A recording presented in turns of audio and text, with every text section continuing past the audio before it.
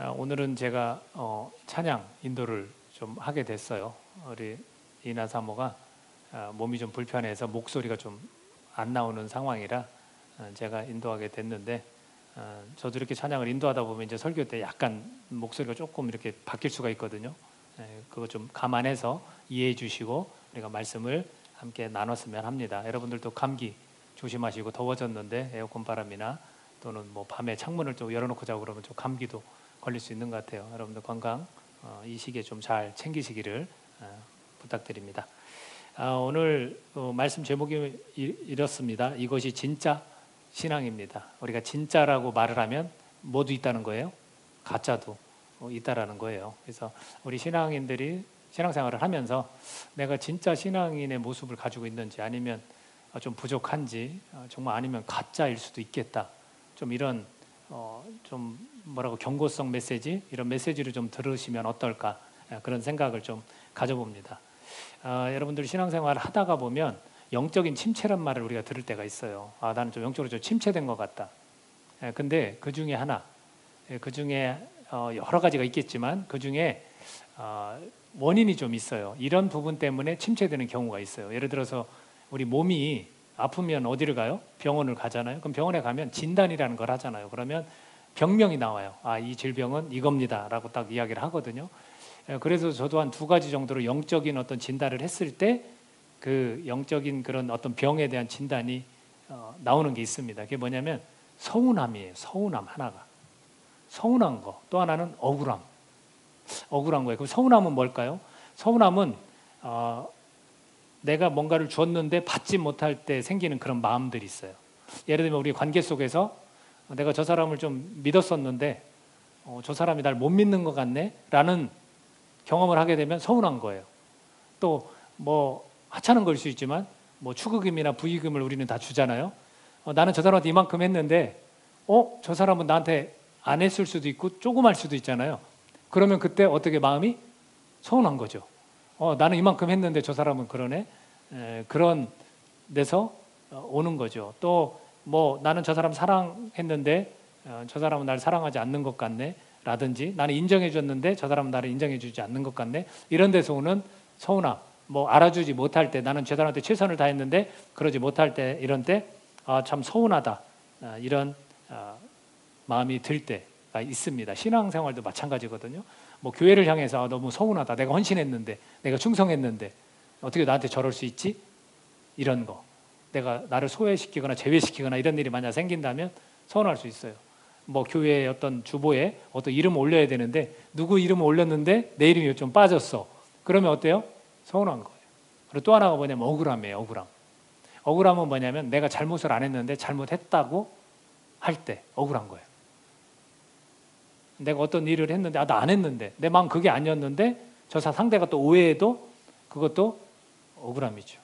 제가 중학교 때 이렇게 복장이나 이 두발 검사를 한 적이 있어요. 운동장에서 딱 조회를 하면 쭉 이렇게 반길이 서 있잖아요. 그럼 선생님들 있고, 선생님이 한 대 뒤로 쭉 갔다가 이렇게 한 바퀴 돌아요. 그때 이제 제가 이발소에서 이발을 하고 딱 왔거든요. 근데 딱 보더니 선생님이 아이들의 지적을 하는 거예요. 너 머리 깎고, 너 너무 길어, 이러는 거예요. 저는 분명히 깎았는데, 주말에 깎았는데 학교에 갔는데 안 깎았다고 머리를 깎으라는 거예요. 그래서 저도 모르게 입에서 말이 나왔어요. 이게 씨라는 말이 나왔어요. 혼자. 근데 들었어. 선생님이 들었어요. 나는 억울하잖아요. 머리 깎았는데 또 깎으라니까. 그래서 교실에 가서 얻어맞은 적이 있습니다. 그 당시에는 한 사람 잘못하면 다 맞거나 뭐 좀 그런 게 있었어요. 그래서 교무실에 가서 사정을 이제 이야기를 했죠. 그때 굉장히 억울하더라고요. 억울할 때 막 학생 때 눈물도 나고 막 그래요. 그래서 그런 일도 좀 있었거든요. 근데 신앙도 마찬가지예요. 우리가 억울하다고 느끼면, 특히 누구냐면 대상이 하나님 앞에서 억울합니다. 나 하나님 앞에 최선을 다했고 드릴 거 다 드렸고, 나 이렇게 교회에서도 봉사했는데, 이렇게 기도도 열심히 하는데 왜 나는 하나님이 해결해 주지 않습니까? 왜 응답해 주지 않습니까? 이런 거라든지, 나는 왜 그렇게 잘하는데도 계속 다른 사람들로부터 이 억울한 경우, 그런 일들이 왜 생깁니까? 이럴 수 있거든요. 그런 것 때문에 거기에 집착하다 보면 영적으로 이렇게 침체가 될 수 있다라는 거예요. 그래서 그것이 지속되면요, 신앙생활에 성숙이 없어요. 그러면 결국은 가짜 신앙으로 이어질 수도 있다는 거예요. 항상 거기에 머물러 있는 거예요. 툭하면 서운하고 툭하면 억울한 거예요. 뭐가 그렇게 서운하고 뭐가 그렇게 억울한지.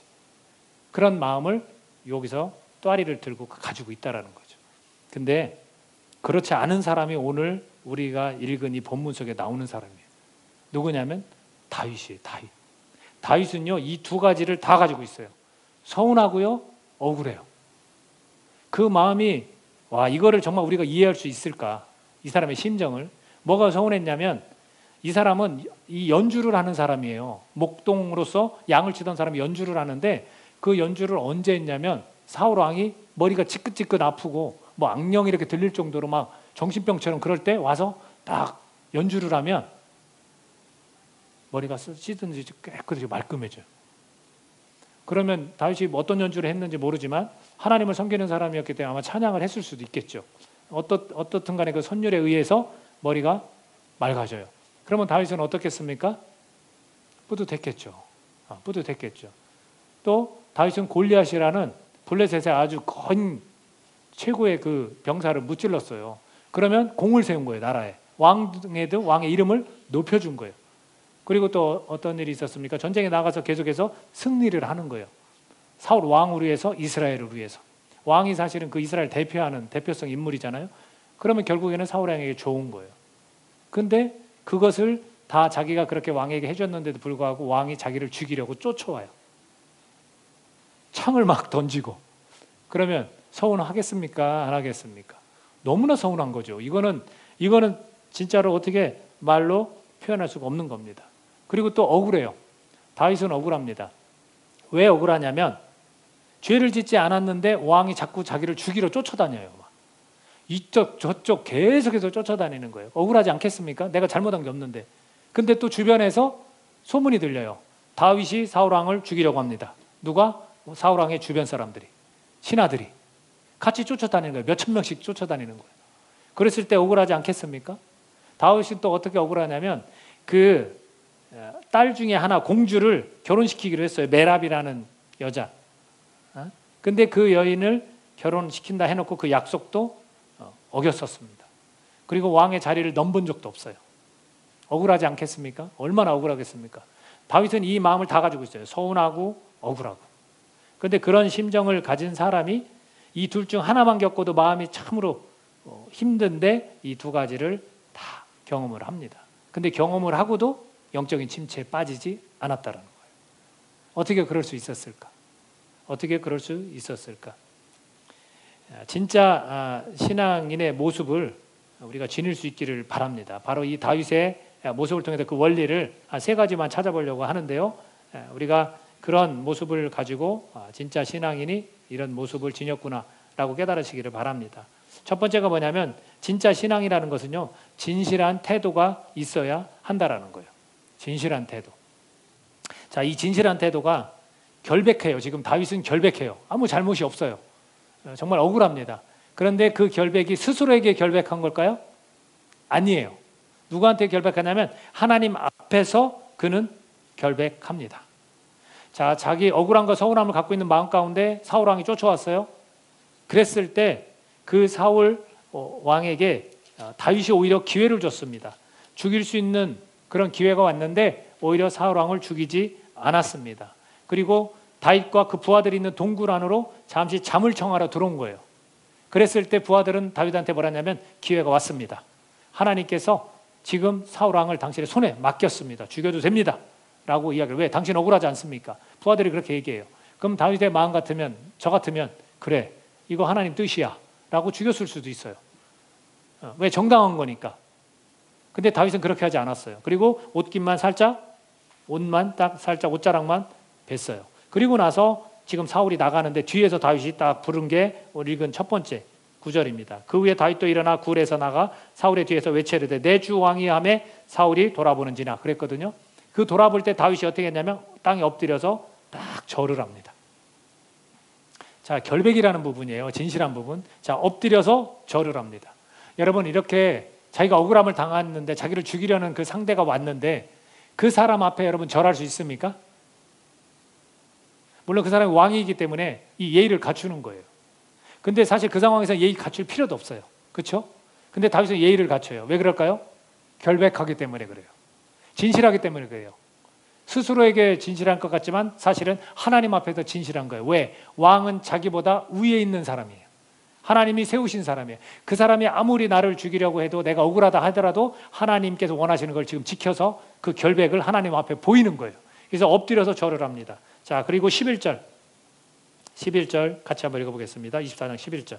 자, 시작. 내 아버지여 보소서, 내 손에 있는 왕의 옷자락을 보소서. 내가 왕을 죽이지 아니하고 겉옷자락만 베었은즉 내 손에 악이나 죄가가 없는 줄을 오늘 아실지니이다. 왕은 내 생명을 찾아 해하려 하시나 나는 왕에게 범죄한 일이 없나이다. 자, 그걸 증명해내는 거예요. 그 옷자락을 베었을 때 보십시오. 내 마음은 이런 거예요. 당신을 죽이려고 한 적도 없어요. 나는 죄가 없습니다. 라고 범죄한 일이 없다라고 이야기를 합니다. 자, 우리가 스스로 결백한 거는 중요한 것 같지 않아요. 왜냐하면 거기엔 꿍꿍이가 있는 사람도 있어요. 내가 진실되다라고 얘기했을 때 그 사람이 거짓인 경우도 있어요. 그리고 자기를 사람은 옹호하게 돼 있어요. 그래서 저도 가끔 이게 못된 건데 사실은 사람하고 가끔 얘기할 때 이렇게 과장되게 좀 얘기할 때가 있어요. 그 진실된 게 아니죠. 나를 더 드러내기 위해서 내가 좀 잘한다라는 걸 이야기하고 싶어서 좀 과장되게 이야기할 때가 분명히 있습니다. 그래서 사람은 자기를 옹호하기 때문에 옹호하는 것도 안 됩니다. 그리고 이익을 위해서도 결백한 게 진실된 게 주장되어서는 안 되는 거예요. 다만 다윗은 지금 하나님 보시니까 하나님 앞에 내가 잘못하지 않은 것, 이것이 진짜 억울한 거다. 나는 잘못이 없다라는 것을 진실되게 지금 표현하는 겁니다. 자기 자신의 결백을 자기 자신 스스로가 하는 게 아니라 하나님 앞에서 그가 이야기를 하는 겁니다. 그리고 9절에 보면 다윗이 사울에게 이르되 보소서 다윗이 왕을 해하려 한다고 하는 사람들의 말을 왕은 어찌하여 들으시나이까. 다윗은 이것까지도 다 알고 있어요. 주변 사람들의 음모. 그런 중에도 이 모든 것들을 진실되게 하나님 앞에서 다 고하고 이것을 터놓고 이야기할 수 있는 거예요. 여러분, 마음 상태가 온전한 게 신기할 정도 아닙니까? 이런 억울함과 서운함 가운데 여러분 우리 부부만 해도 뭐 이렇게 좀 서운하게 뭐 얼마나 이렇게 토라져요. 몸 딱 닫고 집에 나갈 수도 있고 하여튼 좀 나중에 대화들 이렇게 하지만 나 그때 서운했어 이렇게 얘기하지만 이런 서운함과 이런 억울함 속에서 마음 상태가 온전하다는 게 이거 참 저는 참 신기할 정도예요. 여러분 진짜 신앙이란 뭔지 아십니까? 하나님 앞에서 우리가 결백해 진실해야 되는 거예요. 내가 아프면 아프다. 내가 잘못했으면 잘못했다. 내가 억울하면 억울하다. 그걸 사람들한테 이야기할 필요가 없죠. 자꾸 우리는 사람들이 알아주기를 바라요. 나 억울해. 나 서운해. 그걸 사람이 풀어줘야만 우리는 그래. 만족하거든요. 다윗은 그러지 않았다는 거예요. 다윗은 하나님 앞에서 나 결백하지 않습니까? 그걸 보여주는 거예요. 상대가 원수라도 나를 해치려는 사람이라 하도. 그래서 우리가 이런 부분을 지녀야 진짜 신앙이라 할 수 있다라는 겁니다. 두 번째는 뭐냐면 진짜 신앙은요. 하나님을 전적으로 의지한다라는 거예요. 하나님을 전적으로 의지합니다. 12절 같이 한번 읽어볼까요? 24장 12절. 자, 시작. 여호와께서는 나와 왕 사이를 판단하사 여호와께서 나를 위하여 왕에게 보복하시려니와 내 손으로는 왕을 해하지 않겠나이다. 분명히 주변에서 이 400명, 600명이라는 사람들이 자기와 함께 있고 그 사람들 중에 아마도 그 병사들의 대장 역할을 하는 사람들이 죽이십시오. 하나님이 기회를 주셨습니다. 하나님이 다윗의 당신의 손에 붙이셨습니다. 기회가 왔습니다. 라고 이야기했지만 그것을 누구한테 맡긴 거예요? 하나님께 맡긴 거예요. 우리가 억울하고 또 서운한 일이 있다 할지라도 어디에 맡겨야 돼요? 하나님께 맡겨야 되는 거예요. 그래서 하나님께 진실하면 하나님은 그걸 들으시고 하나님이 해결해 주시는 겁니다. 다윗은 그래서 하나님을 전적으로 의지하고 있어요. 그리고 하나님이 나를 위해서 왕에게 보복하실 것이다. 분명히 하나님은 그렇게 하실 것이다 라고 말합니다. 15절도 같이 한번 읽어보겠습니다. 15절 시작. 그런즉 여호와께서 재판장이 되어 나와 왕 사이에 심판하사 나의 사정을 살펴 억울함을 풀어주시고 나를 왕의 손에서 건지시기를 원하나이다 하니라. 다윗도 스스로 알고 있어요. 억울하다고. 억울함은 분명히 있어요. 근데 그는 하나님을 어떻게 보고 있냐면 재판장이라 이렇게 보고 있는 거예요. 여러분 모든 걸 누가 판단하십니까? 하나님이 판단하시는 거. 나도 판단할 수 있어요. 저와 여러분도 판단할 수 있어요. 근데 그것을 앞세우면 문제가 생겨요. 근데 다윗은 그걸 앞세우지 않고 하나님이 진정한 판단자, 심판자이십니다. 하나님께 전적으로 의지하고 있다라는 겁니다. 여러분, 사울의 아들 요나단이 중간에 등장을 해요. 요나단은 누구냐? 왕자예요. 근데 그 요나단이 다윗을 보자마자 이 우정 같은 사랑 있잖아요. 필레오 같은 그런 사랑에 빠져요. 그래서 굉장히 친하게 지냅니다. 그리고 우리 아버지가 너를 해치려 한다라고 정보도 줘서 도망가기도 합니다. 근데 요나단이 뭐라고 하냐면 하나님이 너를 세워 왕으로 분명히 삼을 걸 나는 안다라고 말해요. 여러분, 내가 왕자라면 누가 왕을 하고 싶어요? 왕자가 왕을 하고 싶죠. 근데 하나님이 분명히 너를 왕으로 정했다라고 인정을 해요, 요나단이. 근데 이 아들만 아는 게 아니라 사실은 사울 왕도 알고 있습니다. 20절 한번 볼까요? 20절, 오늘 본문은 아니지만 20절, 24장 20절 같이 한번 읽어보겠습니다. 시작. 보라, 나는 내가 반드시 왕이 될 것을 알고 이스라엘 나라가 내 손에 견고히 설 것을 아노니. 사울 왕은 알고 있어요. 왕이 될 것이다. 그리고 견고히 설 것도 알고 있습니다. 이런 상황 속에서 다윗도 어쩌면 하나님께서 자기에게 기름을 부었기 때문에 왕이 될 거라는 걸 어렴풋이나마 희미하게나마 알고 있었을지도 모릅니다. 그러면 이런 기회가 왔을 때 세상은 뭐라고 말할 것입니까? 야, 하나님의 뜻? 그런 게 뭐야? 너를 왕으로 하나님이 삼아주신다 했으면 네가 스스로 헤쳐나가면 돼. 기회가 왔을 때 이 왕을 죽이면 너는 왕이 되는 거잖아. 이게 하나님의 뜻 아닐까?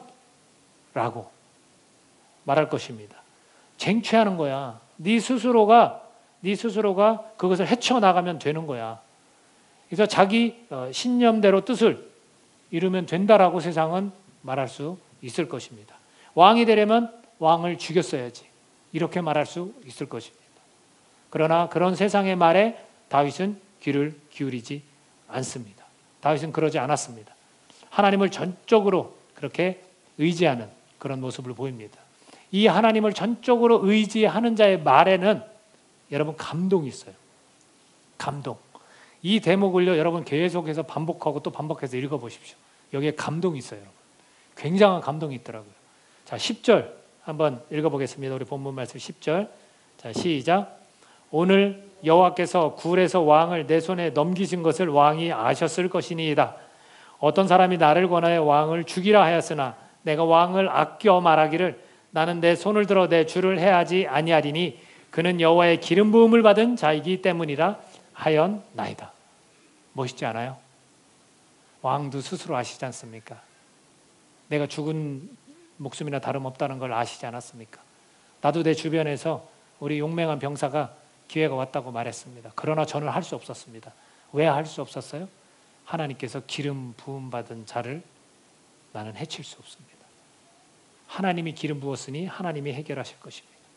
나는 하나님보다 앞서서 할 수 없습니다. 그렇게 말하는 거예요. 여러분 13절 또 있습니다. 13절 자기 모습을 고백한 부분. 자, 13절 읽습니다. 시작. 옛 속담에 말하기를 악은 악인에게서 난다 했으니 내 손이 왕을 해치지 아니리라. 내가 왕을 해치면 나는 악인입니다. 그러나 나는 하나님을 섬기는 의인입니다라는 얘기예요. 얼마나 멋있어요. 얼마나 감동입니까? 그런 기회를 주셨지만 세상은 그를 해쳐도 된다 하지만 하나님도 나에게 해쳐도 된다 허락하신 거지만 나는 그럴 수 없습니다. 나는 그럴 수 없습니다. 나는 의인이기 때문에, 나는 하나님을 섬기는 의인이기 때문에 그럴 수 없습니다 라고 말하는 거예요. 자기 정체성에 관해서 분명한 확신이 있어요. 나는 하나님을 섬기는 사람.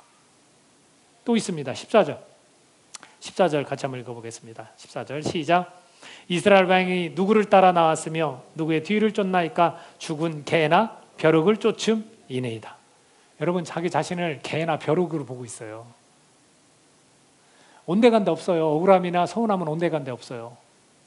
나는 아무것도 아닙니다라고 말하는 거예요. 지금 나는 아무것도 아닙니다. 나는 하나님의 은혜로만 살아가는 자일 뿐입니다. 이 목숨도 다 하나님께 달려 있습니다. 여러분 얼마나 겸손합니까? 얼마나 겸손해요. 지금 자기가 왕을 죽일 수 있는 오히려 유리한 위치에 있는데도 불구하고 더 낮추는 거예요. 그 사람보다 더 낮추는 거예요. 여기에 감동이 있지 않습니까? 이 말에 얼마나 큰 감동이 있는지 몰라요. 우리는 전적으로 우리가 하나님을 의지하는 신앙인이라면 이런 말을 통해서 우리가 감동을 서로 주고받는 그런 사람들이라는 걸 잊지 않기를 바랍니다. 여러분, 이런 일, 사울 왕에게 이런 이야기를 딱 하고 났더니 사울 왕이 이야기를 듣고 감동을 받아요. 상대도, 죽이려 했던 사람도, 쫓는 자도 감동을 받습니다. 그래서 24장 17절에서 19절까지 제가 읽어드리겠습니다. 이렇게 나옵니다. 다윗에게 이르되 나는 너를 학대하되 너는 나를 선대하니 너는 나보다 의롭도다. 내가 나 선대한 것을 오늘 나타냈나니 여호와께서 나를 내 손에 넘기셨으나 내가 나를 죽이지 아니하였도다. 사람이 그의 원수를 만나면 그를 평안히 가게 하겠느냐? 내가 오늘 내게 행한 일로 말미암아 여호와께서 내게 선으로 갚으시기를 원하노라. 원수를 만났으면 당연히 죽여야 되는데 어떻게 너는 이렇게 선을 행하냐 오히려. 그러면서 돌아가요. 상대로 하여금 감동을 주고 깨닫게 해주는 겁니다. 그런데 오늘 성경 말씀 본문을 두 가지를 정했잖아요. 26장에 가보면 사울은 또 지겹도록 쫓아갑니다. 이런 깨달음을 얻고도 또 해치려 가요. 여러분, 이 시기와 질투의 힘은요 대단한 것 같아요. 엄청난 거예요, 여러분. 내 마음에 또아리를 들고 있는 그런 시기와 질투, 이거는 정말 대단합니다. 사탄이 개입을 그걸 가지고 하거든요. 굉장히 무서운 것 같습니다. 그 주변의 말, 다윗이 사울을 죽이려고 합니다. 당신을 죽이려고 합니다. 이런 말의 위력은 참 대단한 것 같습니다. 여러분, 계속 다윗을 추격을 합니다. 여러분, 악한 본성의 그 마음은요 굉장히 집요한 거예요. 사실 다윗이 계속해서 광야를 도망다니거든요. 그 광야라는 곳에 와 있고요. 아까 있었던 일은 또 엔게디라는 광야에서 있었던 일이에요.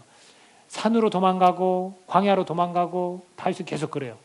그래서 그렇게 깨닫고 돌아갔는데 사울이 또 쫓아왔어요. 또 쫓아왔을 때 그들이 광야에서 진영에서 모여서 하룻밤을 보내요. 몇천 명이 하룻밤을 보내고 그 안에서 사울 왕이 잠을 자고 있습니다. 3천 명의 군사들과 함께하고 있습니다. 그랬을 때 생긴 일이 26장에 나온 그런 일입니다. 여러분, 세 번째로 우리가 알아야 될 진짜 신앙은 뭐냐면요, 감정보다 계명을 더 중요하게 여기는 것입니다. 감정보다 계명을 다윗은 지금 더 중요하게 여겨요. 여러분 같으면 이렇게 또 쫓아왔으면 마음이 어떨 것 같아요? 이제는 못하겠다. 이제는 못하겠다. 저 진영에 가서 죽이고 와. 이렇게 말할 수 있습니다. 왜? 아비새라는 사람이 아주 굉장히 빠르고 용맹스러운 이 사람이 뭐라고 했냐면 제가 들어가서 죽이고 오겠습니다. 더 이상은 못 봐주겠습니다. 옆에서도 그래요. 그러면 저와 여러분 같으면 여러분 안 그런가? 저 같으면 죄송합니다. 저 같으면 더 이상은 못 참겠다. 내가 한번 기회를 줬으면 이제 끝난 거야. 하나님이 다시 한번 기회를 주셨을 때 들어가서 죽이고 이제는 끝을 내야겠다. 이렇게 생각할 수 있는 거 아닙니까? 그런데 다윗은 그렇게 하지 않습니다. 들어가서 창과 물병만 가져오라고 그래요. 어떻게 이럴 수 있는지 진짜 모르겠어요. 어떻게 이럴 수 있어요?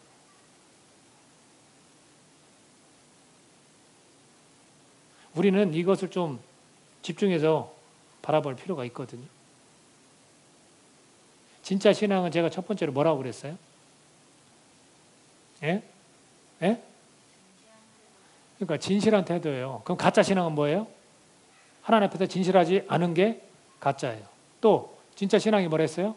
하나님만 전적으로 의지하는 거예요. 그러면 하나님을 전적으로 의지 않는 거는 가짜 신앙인 거예요. 그럼 지금 마지막으로 뭐랬어요? 감정보다 계명을 더 중요시 여겨요. 어떻게 이럴 수 있을까? 근데 감정을 더 앞세우면 이건 진짜 신앙이에요? 가짜 신앙인 거예요. 그 내용을 보면은 26장 9절에서 12절까지 같이 한번 읽어보겠습니다. 자, 시작. 다윗이 아비새에게 이르되 죽이지 말라. 누구든지 손을 들어 여호와의 기름 부음 받은 자를 치면 죄가 없겠느냐 하고, 다윗이 또 이르되 여호와께서 살아계심을 두고 맹세하노니 여호와께서 그를 치시리니 혹은 죽을 날이 이르거나 또는 전장에 나가서 망하리라. 내가 손을 들어 여호와의 기름 부음 받은 자를 치는 것을 여호와께서 금하시나니 너는 그의 머리 곁에 있는 창과 물병만 가지고 가자. 이런 표현을 씁니다. 그러니까 그는 지금 감정이 굉장히 복잡했을 거예요, 사실은. 또 한 번 이런 일이 있으니까 끝까지 추격하고 자기를 죽이려고 하니까 얼마나 부하가 치밀겠습니까? 사실 분노가 나죠. 근데도 불구하고 뭐라고 표현합니까? 여호와께서 금하신다. 하나님께서 그 기름 부음 받은 자를 죽이는 걸 하나님이 금하시기 때문에 나는 내 감정보다 그것이 더 중요해. 주님의 명령이 더 중요해. 그 계명이 더 중요해. 그래서 내 감정을 앞세울 수가 없어. 나도 죽이고 싶거든, 아비세요. 근데 그러면 안 되는 거야, 우리는.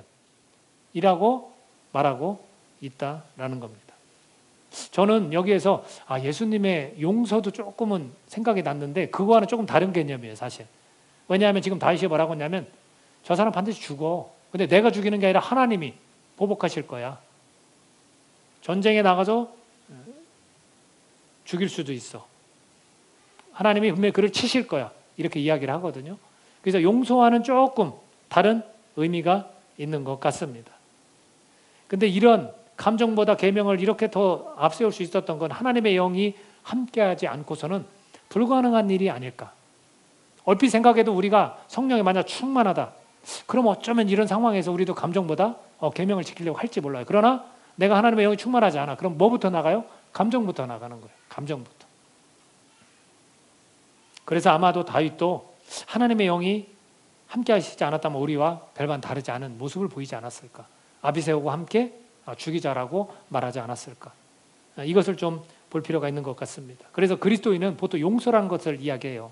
근데 용서보다는 좀 이렇게 너그러움, 용납 이런 걸 우리가 할 수 있는 거. 그것은 바로 성령께서 우리와 함께해서 계명을 또 지키도록 그렇게 하신다라는 거죠. 그래서 서로 사랑하라는 그런 계명을 우리가 지킴으로써 성령님께서 우리가 함께 하실 때 우리가 이런 너그러운 마음으로 감정보다는 계명을 더 중요하게 여길 수 있게 되는 겁니다. 그 사랑 안에 사실 용서도 들어있죠. 그래서 그 중에 용서할 수 없는 사람을 용서하는 경우가 있어요. 어떤 살인자, 자기 자녀를 죽인 살인자를 용서하는 경우도 있습니다. 그건 다 정말 하나님의 계명을 중요시 여기기 때문에 용서할 수 있게 된 게 아닌가 이렇게 볼 수 있습니다. 여러분 우리의 의지로 되는 것은 아닌 것 같습니다. 성령께서 우리와 함께 하실 때 하나님의 영이 우리와 함께 하실 때 우리도 감정보다 계명을 더 중요하게 여기는 진짜 신앙인이 될 수 있다라고 말씀드립니다. 여러분 이 반복되는 지나친 이 억압 앞에서 이 억울함 앞에서 계명을 지키려는 그 다윗의 모습을 우리는 보게 됩니다. 하나님이 금하신 일이기 때문에 그렇게 하는 겁니다. 그리고 다시 사울에게 이것을 설명을 해요. 동일하게. 왕이시여 라고 하면서 다시 한번 하나님 앞에서 설명을 합니다. 그랬더니 그제서야 더 이상 괴롭힘은 없어졌습니다. 그리고 사울 왕이 고백을 하게 됩니다. 26장 21절 한번 찾아서 같이 읽어보겠습니다. 26장 21절. 자, 시작. 사울이 이르되 내가 범죄하였도다. 내 아들 다윗아 돌아오라. 내가 오늘 내 생명을 귀하게 여겼은즉 내가 다시는 너를 해하려 하지 아니하리라. 내가 어리석은 일을 하였으니 대단히 잘못되었도다 하는지라. 이 뒤로 안 쫓아요. 이제 정말 끈질긴 추격.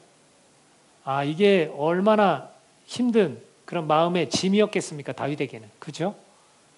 얼마나 이게 힘들었을까? 근데 끝까지 자기 감정보다는 하나님의 계명을 지켰더니 말끔히 이것이 해결이 됩니다. 그리고 다윗의 이런 고백처럼 사울은 전장에서 죽게 됩니다. 안타깝지만 요나단도 함께 전쟁에서 죽게 되는 거죠. 다윗이 자기가 죽일 수 있는 기회를 얻었지만 그렇게 하지 않고 결국에는 하나님의 그런 심판자의 모습으로 이렇게 이 문제를 해결하는 이런 모습을 오늘 우리가 보게 됩니다. 여기에서 중요한 것이 하나가 있습니다. 하나님의 그 의중을 떠받드는 자는요, 하나님의 도우심이 반드시 있다라는 것을 우리에게 알려주고 있습니다. 하나님의 의중이 뭐였냐면 하나님의 계명을 어기지 않는 것. 기름 부음 받은 자를 하나님이 해결하시는 것이 여기에서 하나님의 의중을 떠받드는 일이었어요. 그랬더니 26장 12절입니다. 우리 본문 말씀 26장 12절 같이 읽겠습니다. 26장 12절. 자, 시작. 다윗이 사울의 머리 곁에서 창과 물병을 가지고 떠나가되 아무도 보거나 눈치채지 못하고 깨어있는 사람도 없었으니 이는 여호와께서 그들을 깊이 잠들게 하셨으므로 그들이 다 잠들어 있었기 때문이었더라. 3,000명이나 되는 그 진중 안에 있는 사울의 물병과 창을 가져오는 게 쉽겠습니까? 근데 다윗이 하나님의 의중을 떠받들었더니 하나님께서 어떻게 했습니까? 그들을 마치 수면제를 먹은 것처럼 깊이 잠들게 하셨다고 성경은 말씀하고 있습니다. 누가 도우신 거예요? 하나님이 도우신 거예요. 거기를 고작 몇 사람이 들어가서 거기서 사람들이 잠을 안 깨고 3,000명이라는 사람이 어떻게 다 숙면을 취합니까? 거기를 들어가는 것 자체가 불가능한 건데 하나님이 그들을 깊이 잠들게 하셔서 창과 물병을 가져올 수 있도록 하셨다라고 성경은 말씀하고 있는 거예요. 여러분, 내 감정으로 해결될 것 같죠? 신앙은 그런 게 아니에요. 하나님의 계명을 지킬 때 하나님께서 개입하셔서 해결해 주실 줄로 믿습니다. 우리 감정으로 해결하지 말자고요. 감정보다 더 중요한 계명, 그 계명을 따를 때 하나님이 개입하셔서 분명히 도우신다라는 교훈을 오늘 우리가 얻게 되는 것입니다. 끝으로 다윗이 이런 복잡한 감정과 분명히 힘들었음에도 불구하고 어떻게 이런 일들을 계속 잘 감당해 나갈 수 있었을까? 궁금하지 않아요? 또는 물론 이런 진짜 신앙의 모습을 지녔기 때문에 성령의 도움으로 하나님의 영의 도움으로 이렇게 할 수 있었겠다 말할 수 있지만 그러면 정작 다윗은 또 다른 이런 힘듦을 극복할 수 있는 방법은 없었을까? 있어요, 여러분. 그냥 요 본문 내용만 딱 보면은 여기서 끝낼 수 있지만 성경은 다른 그런 책들과 연결이 돼 있거든요. 그래서 다윗이 어땠는지를 알 수도 있고 어떻게 해결했는지를 알 수가 있습니다. 여러분, 이 힘들었을 때마다 다윗이 한 일이 있어요. 시로 하나님을 찬양했어요. 시로 하나님을 찬양했고 고백했어요. 자기의 이 힘듦과 억울함을 말로 다 표현했어요. 그걸 글로 기록했어요. 그래서 시편을 보면요, 그 아들 나중에 압살롬이라는 아들이 반역할 때도 시를 썼어요.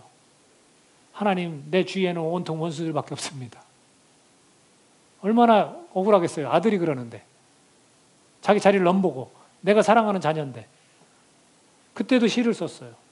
또 시편에 보면 아둘람 그 굴에 갔을 때도 또 힘들고 어려운 이야기를 썼고요. 또 가드에 가서도 미친 짓 했을 때도 똑같이 어려운 내용들을 다 썼어요. 결국 다윗은요, 하나님 앞에 자기의 고충을 다 표현했어요. 그것이 다윗이 그 상황들을 잘 극복할 수 있었던 방법 중에 하나라는 거예요. 저와 여러분 혹시 어렵고 힘들 때 있죠? 뭐 하세요? 이 스트레스를 풀 다른 방법을 찾으세요?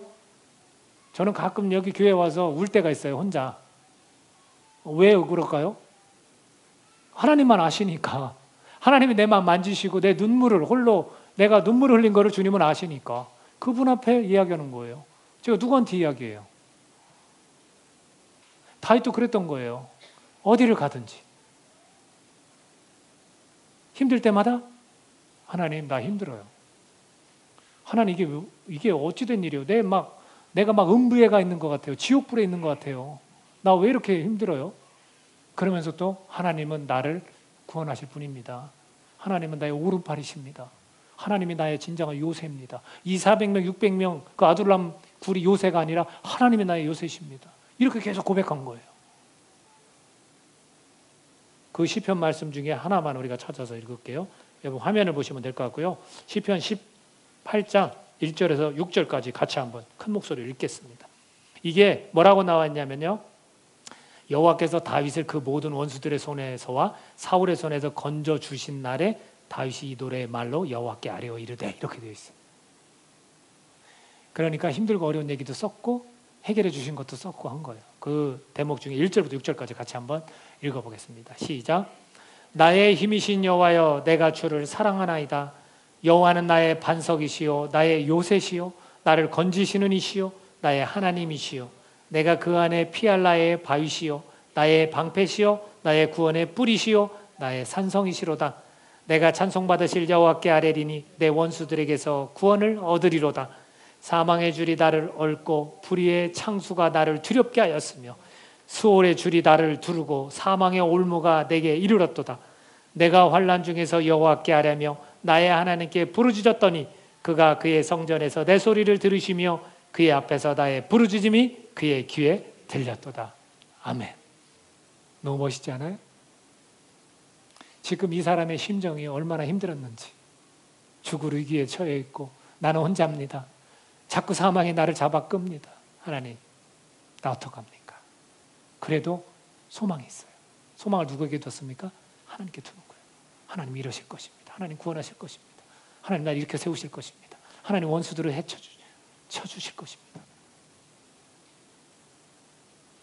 우리가 힘든 삶, 인생이 한 고비를 넘겼다 해서 모든 일이 잘 풀릴 것 같습니까? 아니에요. 믿는 자나 믿지 않는 자나 사실은 인생은 희노애락이 있고 또 고달픔이 계속 연속될 수도 있어요. 언제 끝날지 모르는 그런 지옥과 같은 그런 고난의 터널을 지나고 있을지도 모릅니다. 그때라 할지라도 우리는 하나님이 나의 구원의 뿌리십니다. 나의 요새십니다. 나의 산성이십니다. 나의 사랑이십니다. 나의 구원자이십니다. 고백하면서 나 너무 힘들어요 하나님. 나를 일으켜 세워주시고 나에게 힘을 주시고 새 마음을 주시고 해결해 주시옵소서. 나에게 응답을 허락하여 주시옵소서. 우리의 마음을 정말 가장 잘 알고 나의 눈물을 닦아주실 분 누구밖에 없습니까? 주님밖에 없습니다. 이것이 진짜 신앙인 줄로 믿습니다. 주님이 내 모습을 보시고 상한 내 마음을 보십니다. 이 시간 우리 자리에서 일어나서 우리 함께 찬양 같이 부르고 기도하는 시간을 갖기를 원합니다. 모든 것이 다 주님의 은혜입니다. 주님